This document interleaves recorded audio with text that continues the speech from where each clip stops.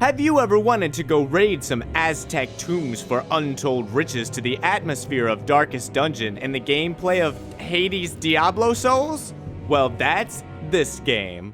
Curse of the Dead Gods is a top-down action game all about raiding tombs and clearing rooms. It's a roguelite, so you know what that means. Going room to room, getting items, weapons, stats, and curses? And killing everything, because there's no friendly NPCs in this game. The only thing that's going to comfort you is the warm embrace of a fireball, courtesy of one of the game's several traps. There's definitely a lot of unfriendly NPCs though. That's why you got a trusty sword and a goddamn blammer. You aren't limited to those though. The game has a bunch of other weapons hidden in chests, weapon shrines, and enemy bodies? Where was he keeping that? You got a one-hander that's usually a sword, a mace, or a claw, and an offhand like a dagger, shield, or gun. Then you also have a slot for a two-handed weapon like a big ol' hammer, or my favorite, the pokey spear. Every weapon has its own moveset, which includes a few basic attacks into a finisher and a charged attack.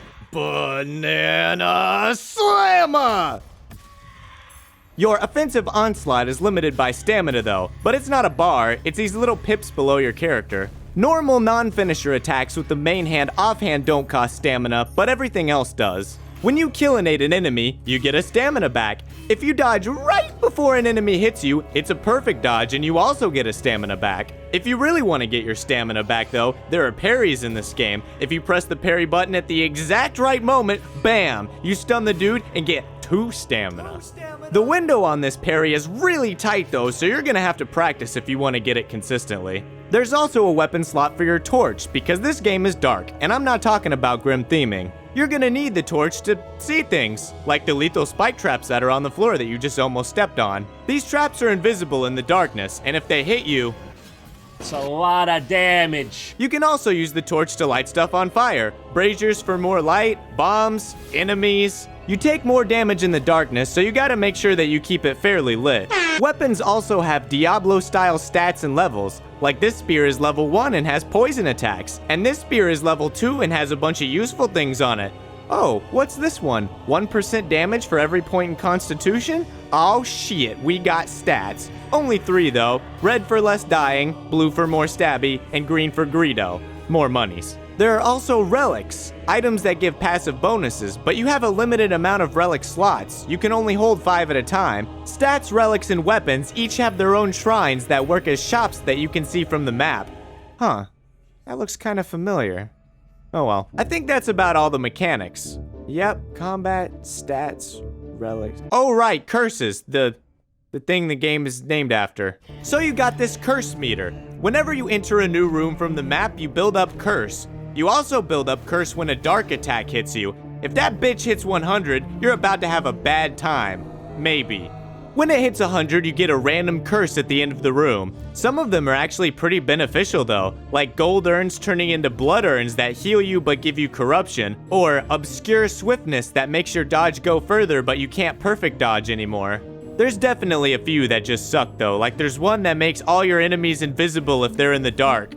If you like living dangerously, you can pay with blood instead of gold at any of the shrines. This doesn't take your health, but it gives you curse. You can also trade curse for healing at these blood shrines. You gotta watch out though. If you curse yourself too much, you could get the final curse, and that's real bad news. I won't spoil it, but you really don't want the final curse. As you go through runs, you collect the meta progression items. Crystal skulls. Does that mean there's gonna be an alien final boss at some point? Anyways, you use the crystals to unlock bonuses for runs. These bonuses aren't that 5% more damage bullcrap either. This game is like, yo, just start with 3,000 gold. Wait, hold up. If you already have 3,000 gold, what kind of scheme is raiding this tomb? I don't know, but if I had to take a guess, I'd say it's a pyramid scheme. At the top of the pyramid are some god-dang bosses, and they darn sure aren't gonna let you take their booty or their money. When you beat a boss, it removes a curse of your choosing, so you can pick the worst one and be like, bye-bye. Okay, I think that's all the mechanics for real now, so let's take a look at the good stuff. This game basically hinges on the combat, and it's really good. Main menu says use a controller? No. This is some of the best top-down skill-based WASDing I've had in quite a while. The combat is snappy and just packs a punch. The hit stop on killing things is mwah. The enemies all react appropriately to your attacks too, but if they start an attack, you need to hit them with something heavy to knock them out of it. This makes it so you can't just stun lock everything all the time, and you actually need to play the dance of combat, dodging and striking at the right moment.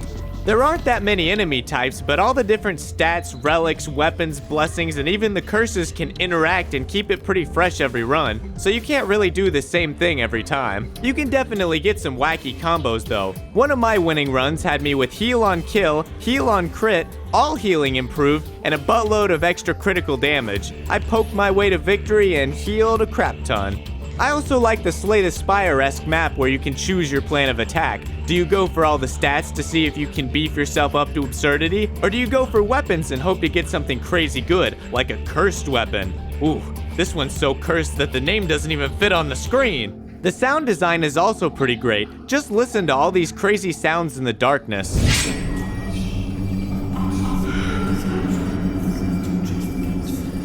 Okay, so the atmosphere is great, but what's not great? The only thing I've noticed is that you run into the same rooms a lot, and that's one of the first things on the dev's roadmap, so I guess some of the traps had me saying, who would ever get hit by this? But I'm not about to say traps should be more lethal, because they're already pretty lethal. The music is pretty subdued. I feel like there could be more of a banger. You know what, if I'm nitpicking the music, there's really nothing to complain about. This is another one of those roguelites where the only thing I want is more.